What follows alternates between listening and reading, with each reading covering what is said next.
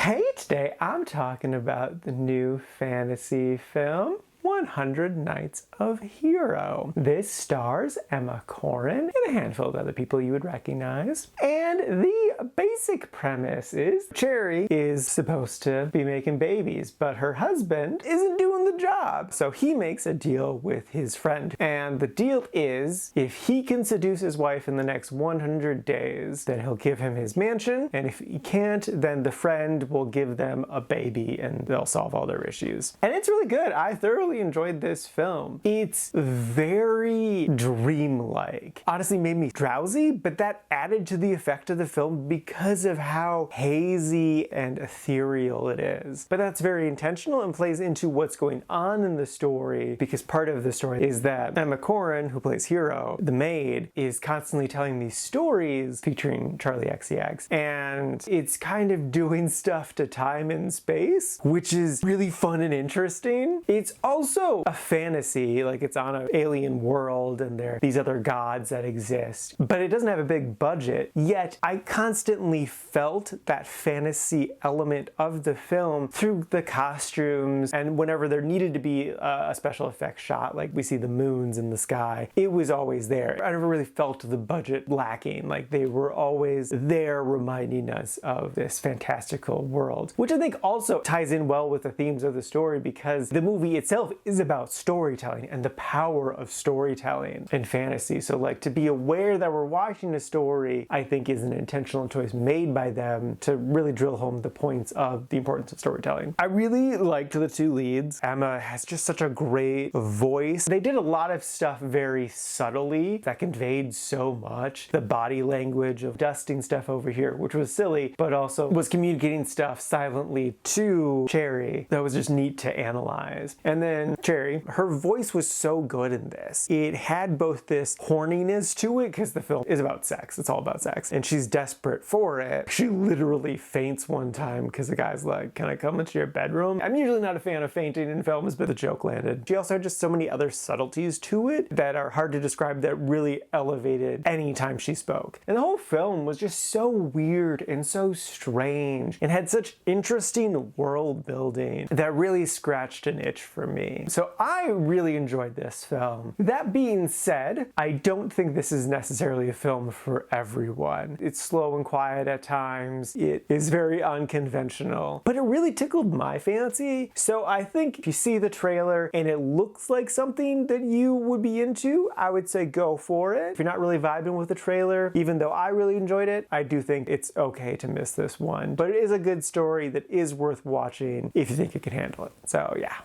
And now for my ranking, I put this at number 38 in the really like section. And this is out of a total of 117 new movies so far this year.